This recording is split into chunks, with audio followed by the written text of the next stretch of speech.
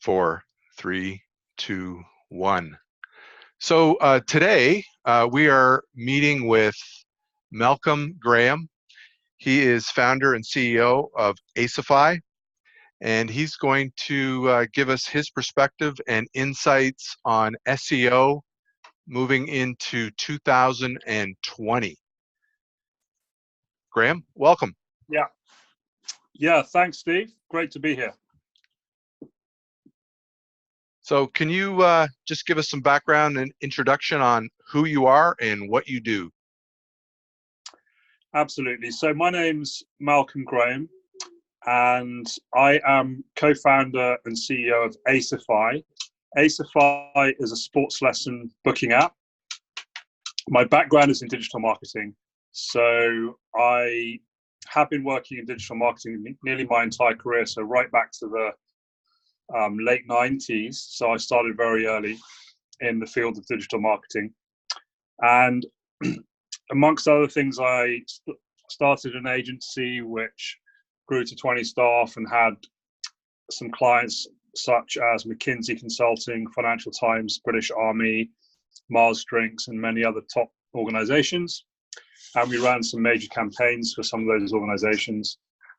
And I still, alongside Aceify, have a small digital agency that I own and that I'm developing as well. And Aceify is a sports lesson booking app which launched in 2015. So we initially started in the tennis industry. When I was younger, I was a pretty good junior tennis player and tried to go pro, so I wanted to do something for the tennis industry. And we're now expanding to other sports. So we're now offering other services such as yoga coaching, personal training, swimming coaching, and some other activities. And we are trying to make it easier to book a fitness session than to order a pizza. So that's our ultimate goal. Awesome. So how can you, for the layperson, can you describe the functionality of your app? Like what are people scheduling exactly? Yeah. So it's an Uber style app which allows you to locate and book fitness training. For the trainers, we're providing them high quality clients at flexible times and prices. For the customers, we are providing high quality training at flexible locations and good prices. And where is the app based? Like what service area do you offer? Yeah, we're currently UK wide with a bit of a focus on Southeast UK, particularly London, which is where we're based. We are looking to go global in 2021. Right now, we are mainly Southeast UK, although we do have some other activity going on in the rest of the UK. But yeah, so most of our business so far has been in the London area of the UK. Okay. So let's just jump back to earlier in the conversation when you were describing that you still operate an agency. Yeah. Can you elaborate what type of agency is it? Yeah, so we are web design and build an SEO. What we realized is there's no point building the most amazing website in the world if you don't have traffic. So a lot of really great designers don't know that much about search engines, and a lot of search engine specialists don't know much about design. So by combining expertise in those two services, we've got a very powerful offering whereby we have a team with over 100 years combined experience in that industry. So basically driving traffic through to websites and then giving people a great experience on the landing page and helping them to convert the traffic into sales. Oh, very interesting. Can you share with us the customer base for your custom web design and SEO?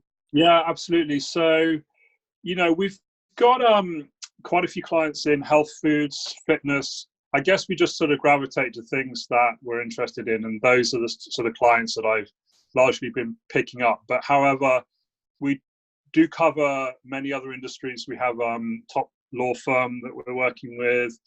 in London, and several other professional organizations. So yeah, it's quite a wide range of clients. And what we're doing with most of them is full web design and build, followed by SEO contracts. And we do also have some clients which are on long-term SEO retainers as well, where we're helping them to build rank, and we're helping to build up their sales through web marketing. Very interesting. Can you share your vision on marketing trends or the future of SEO into 2020? Yeah, absolutely. So I think what we're starting to see is that, mobile is really important, as opposed to when I started doing this, when it was 99.9% desktop and a little bit of mobile. Mobile is actually now dominant. So you're actually looking firstly at the mobile experience, and then secondly at desktop. And then we're also starting to see the advent of new technologies such as AI, voice search, machine learning, and these types of algorithms that are coming into play with the search engine. So it's not just as simple as it used to be, where you could get to the top of Google by having lots of links and the right keywords on the pages. You really have to be a lot smarter than that. So the whole industry is evolving alongside the search engine technology. So increasingly, the search engine technology is based around the user, so it's more and more personalized. And you are actually, in some senses, the search term. So before you even type things, the search engine pretty much has a good idea of what you might be going to search for, which is something that is really new. Very interesting. Can you share with us the 3 most important SEO tools that you use today? You mean software? Yes. Yeah. So I'm constantly trying new software tools, and I've used literally hundreds over the years. Right now, most of our services are based around ahref.com, SEMrush, and we're also using some other tools like Majestic SEO as well. So I'd mention those 3. Sure. Those are real top performing tools these days, and they both bring some really strong different features to the table, similar but different. So very good. Yeah, I mean, that's right. So SEMrush is very good for the on-page optimization, and we're mostly using Ahref for the off-page. And the data, some of the data that Majestic have around categorization is really, really good. So we're also using that for the backlink analysis as well. Right. Have you ever used SEO Power Suite? I have not actually, no.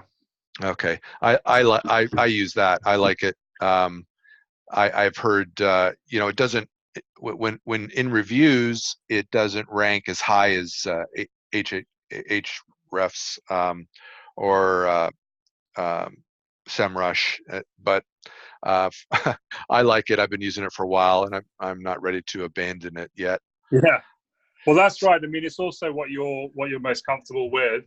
I mean, I also use advanced web rankings for tracking rankings, and several other tools actually. But I would say those 3 that I mentioned first are probably the ones that I rely on mostly. Right. So, what in closing, what number 1 single piece of advice would you offer someone reading this article relative to SEO? Yeah, I think keyword research is absolutely critical. So you can do great SEO for the wrong keyword and it doesn't help you. So make sure that you have the right strategy. So actually invest some time in the keyword strategy piece before you start optimizing. Also, just consider if SEO is the right marketing strategy for you. So there's multiple marketing strategies. SEO is a very, very cost-effective way of getting traffic to your website, but it's a long-term thing. So if you needed to sell something next week and you didn't have any SEO right now, then just forget it. So yeah, but ultimately I would say keyword research, and then make sure there's enough value in those keywords, and then execute the strategy. But don't just assume that you have the right keyword. A lot of people make the mistake of, I know the keyword for my industry, and they quite often get that completely wrong, and then they just waste a lot of money. Right. Makes sense. Makes really good sense. And I agree 100% with your analysis on, performing detailed keyword research. It's critical today. So, well, Malcolm, thank you very much. I think very interesting what you're doing, and you've diversified your business with the app and your agency, and I wish you all the success in the future. Thank you. Absolute pleasure. Thank you very much.